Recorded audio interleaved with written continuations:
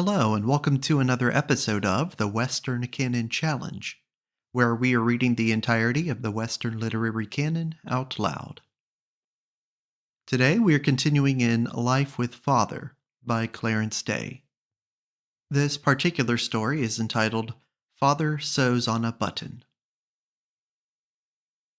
It must have been hard work to keep up with the mending in our house. 4 boys had to be kept in repair besides Father, and there was no special person to do it. The baby's nurse did some sewing, and Cousin Julie turned to and did a lot when she was around, but the rest of it kept Mother busy, and her work basket was always piled high. Looking back, I wonder now how she managed it.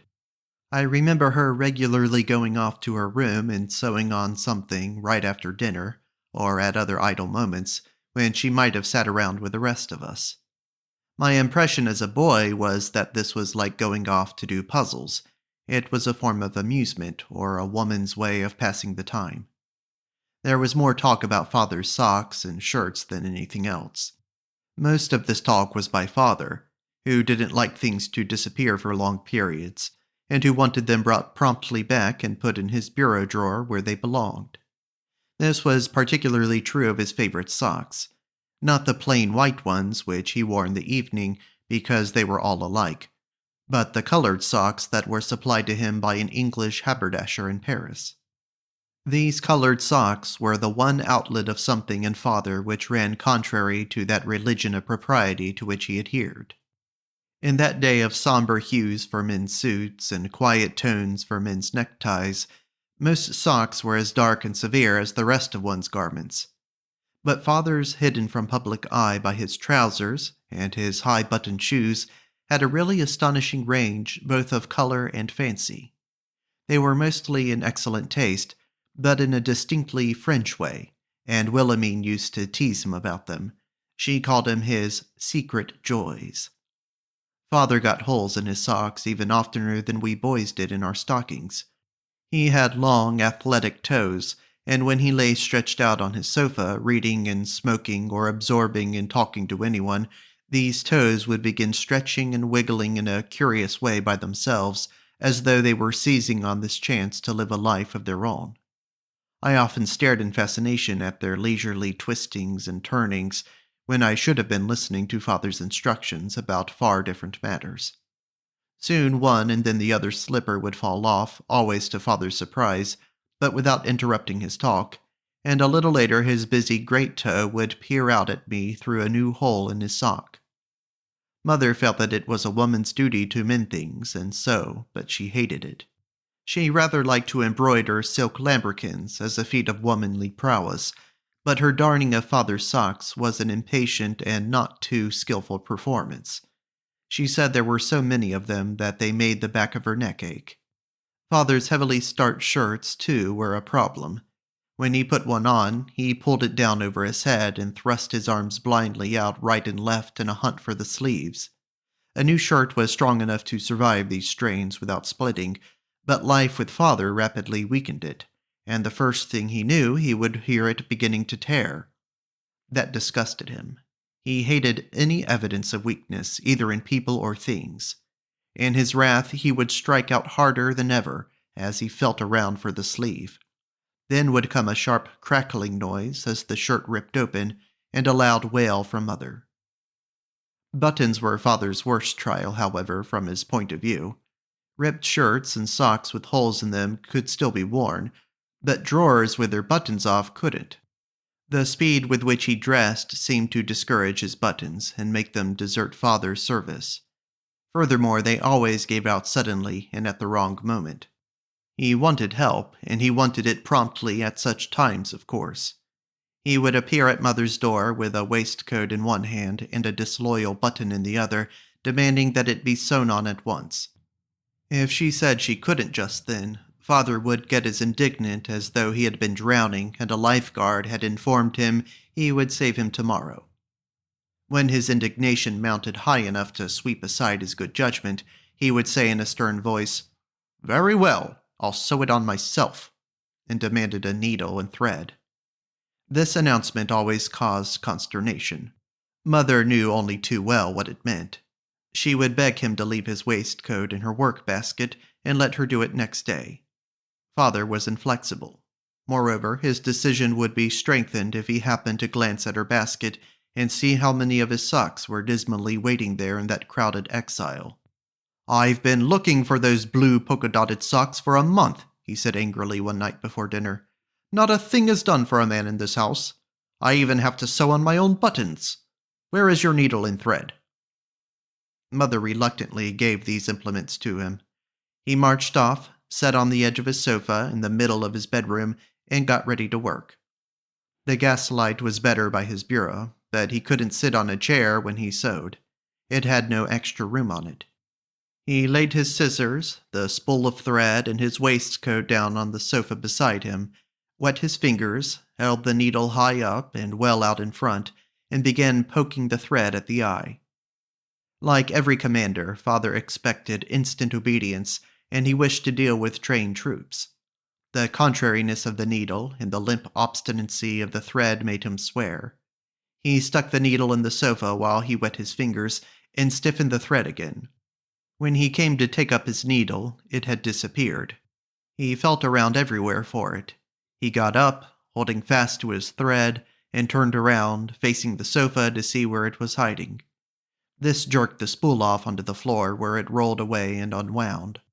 The husbands of two of Mother's friends had had fits of apoplexy and died. It frightened her horribly when this seemed about to happen to Father. At the sound of his roars, she rushed in. There he was on the floor, as she had feared. He was trying to get his head under the sofa, and he was yelling at something, and his face was such a dark red, and his eyes so bloodshot, that Mother was terrified. Pleading with him to stop only made him more apoplectic. He said he'd be damned if he'd stop. He stood up presently, tousled but triumphant, the spool in his hand. Mother ran to get a new needle. She threaded it for him, and he at last started sewing. Father sewed on the button in a violent manner, with vicious haulings and jabs. Mother said she couldn't bear to see him, but she couldn't bear to leave the room either. She stood watching him, hypnotized and appalled, itching to sew it herself, and they talked at each other with vehemence. Then the inevitable accident happened. The needle came forcibly up through the waistcoat. It struck on the button. Father pushed at it harder, and it burst through the hole and stuck Father's finger. He sprang up with a howl. To be impaled in this way was not only exasperating, it was an affront. He turned to me as he strode about on the rug, holding onto his finger, and said wrathfully, "It was your mother." "Why, Claire," Mother cried. "Talking every minute," Father shouted at her, "and distracting a man. How the devil can I sew on a button with this gibbering and buzz in my ears? Now see what you made me do," he added suddenly. "Blood on my good waistcoat. Here, take the damn thing. Give me a handkerchief to tie up my finger with. Where's the witch hazel?" Father and the Crusader's third wife. One of the ways in which Father and Mother were as alike as two peas was in their love of having good times. When they went to a dance or a dinner where they enjoyed themselves, they were full of high spirits. They had a lot of gusto about it, and they came home refreshed. But there was this great difference. Mother always wanted to go. Father never. Mother was eager, and she was sure in advance they would like it. She had a romantic idea, Father said, that all parties were pleasant. He knew better. He said he hated them, all of them. He refused to go anywhere. When Mother asked him about accepting this or that invitation, he said she could go if she liked, but he certainly wouldn't. He would settle down in his chair and say, "Thank God I know enough to stay home." But Mother couldn't go to a dance or a dinner without him. That would have been impossible in those days. It was almost unheard of. The result was that she accepted all invitations and didn't tell him until the time came to go, so that Father went out much more than he meant to. Only he always made a scene first, of course, and had to be dragged. Every time he got into the carriage and drove off to their friends, he felt imposed upon and indignant, and Mother was almost worn out. The surprising thing was that after all this, both of them had a good time. They both had immense stores of energy and resilience to draw on. Mother would alight from the carriage half crying, but determined to enjoy herself too. And father, who could never stay cross for long, would begin to cheer up as soon as he went into the big lighted doorway. By the time they were at a table or in the ballroom, they were both full of fun. "Aren't you ashamed of yourself," she would say, "making such a fuss about coming?" But father had forgotten the fuss by then, and would ask what on earth she was talking about. When he sat next to some pretty woman at table, his eye would light up and he would feel interested and gallant. He had charm. Women liked him. It never did them any good to like him if the wine wasn't good, or if the principal dishes weren't cooked well. That made him morose. But when the host knew his business, father was gay and expansive, without ever a thought of the raps mother would give him on the head going home. "Claire, you were so silly with that Miss Remsen. She was laughing at you all the time." "What are you talking about now?" he would chuckle, trying to remember which was Miss Remsen. He was not good at names, and pretty women were much the same to him anyhow. He was attentive and courtly to them by instinct, and mother could see they felt flattered, but no one would have been as startled as father if this had made complications. He thought of his marriage as one of those things that were settled. If any woman had really tried to capture him, she would have had a hard time. He was fully occupied with his business and his friends at the club, and he was so completely wrapped up in mother that she was the one his eye followed. He liked to have a pretty woman next to him, as he liked a cigar or a flower. But if either a flower or a cigar had made demands on him, he would have been most disturbed. It thrilled mother at parties to meet some distinguished and proud-looking man, especially if he made himself agreeable to her, for she greatly admired fine males. She was critical too, though. They had to be human to please her. She was swift at pricking balloons. If there were no one of this high type to fascinate her, she liked men who were jolly. Quick-minded men who danced well or talked well. Only they mustn't make love to her. When they did, she was disappointed in them. She said they were idiots. She not only said so to others, she said so to them. "Mercy on us, Johnny Baker," she'd say crossly. "Don't be such a fool." Johnny Baker belonged to his wife. That was mother's idea, and if he didn't know it, he was stupid. Mother hated stupidity. She seemed to go on the principle that every man belonged to some woman. A bachelor ought to be devoted to his mother or sister. A widower should keep on belonging to the wife he had lost. This last belief was one that she often tried to implant in father. He had every intention of outliving her, if he could, and she knew it. He said it was only his devotion to her that made him feel this way. He didn't see how she could get on without him, and he must stay alive to take care of her. Mother snorted at this benevolent attitude. She said she could get on perfectly well, but of course she'd die long before he did. And what worried her was how he'd behave himself when she was gone. One day in an ancient chapel near Oxford, they were shown a tomb where a noble Crusader was buried with his effigy laid out on top. Mother was much impressed, till the verger pointed out to the figure beside him of the lady who had been his third wife. Mother immediately struck at the tomb with her parasol, demanding, "Where's your first, you old thing?" The verger was so shocked that he wouldn't show them the rest of the church, but Mother didn't want to see it anyway. She told the verger he ought to be ashamed of himself for exhibiting an old wretch like that, and she went out at once, feeling strongly that it was no place for father. Father among the potted palms. Although father enjoyed himself when mother and he went to parties, the idea of giving a party in his own home seemed monstrous. The most he would consent to was to have a few old friends in to dinner. He said that when mother went beyond that, she turned the whole place upside down. He said he declined to have his comfort, quote, "set at naught," end quote, in that manner. Father put comfort first in his home life. He had plenty of adventure downtown. But mother got tired of dining with nobody but his old friends all the time. She wanted to see different houses, new people. By temperament, she was an explorer.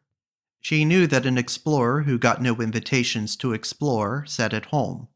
And the surest way to get invitations was to give them, and to all sorts of people, and turn Father's home upside down whether he liked it or not.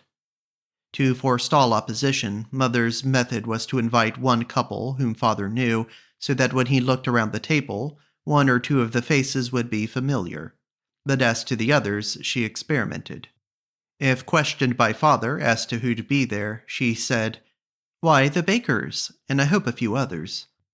This reassured him till the night of the dinner arrived. Then, when he came home and found potted palms in the hall, it was too late to stop her. That dinner for the Bakers and a few others was a dinner of 10, and the principal guests were the Ormondtons, whom Mother had been determined to invite ever since she had met them. She really didn't know what they were like yet, but they had looked most imposing. One night, just a week before the event, we heard a ring at the front door. It was about 7 o'clock. We were just finishing our 6 o'clock dinner. Mother had come in so late from the horse show that she hadn't bothered to dress. She had thrown off her frock on her bed and slipped into a wrapper. Bridget, the waitress, an awkward girl whose mouth dropped wide open in crises, went to answer the bell. We heard her open the door. Then, in the silence, there was a sound of somebody going upstairs. We looked in surprise at one another. Only dinner guests ever went automatically that way, expecting to take off their coats and wraps in some upper bedroom. Mother leapt up from her chair and ran out to the hall. She had guessed what was happening. Sure enough, there was Bridget staring helplessly with her mouth gaping open at two stately figures, the Ormondtons, resplendently marching upstairs. At the head of those stairs was Mother's bedroom, in the wildest disorder. Another moment, and Mrs. Ormondton would have gone in there to take off her wraps. "Why, Mrs. Ormondton," Mother called in a panic, "haven't you made a mistake?" The march upward was halted. The two dignified figures looked solemnly over the banisters. "It's next Tuesday that you're coming to dine," Mother cried, clutching in dismay at her wrapper. Mr. Ormondton stared disapprovingly at Mother a moment. Then, as he began to take in what had happened, he pursed his lips, his eyes popped, and he turned and scowled at his wife. She looked at him in fright and slumped slowly like a soft tallow candle. "Next Tuesday," Mother faintly repeated. The Ormondtons pulled themselves together and came slowly down. They stood helplessly in the hall by the hat rack. As they had dismissed their carriage, they had no way to remove themselves from our home. A streetcar was impossible for an Ormondton in full evening dress. They would have to wait till a cab could be sent for, which would take at least half an hour and probably more. If we could have offered them some impromptu little meal, it might have been welcome to both of them. But we boys had eaten every last scrap, and Mother couldn't think how to manage it. She didn't feel she knew them well enough to have that awful Bridget bring up some cold meat and a glass of milk and an old piece of pie, so they waited in their sumptuous clothes, cross and wretched and hungry.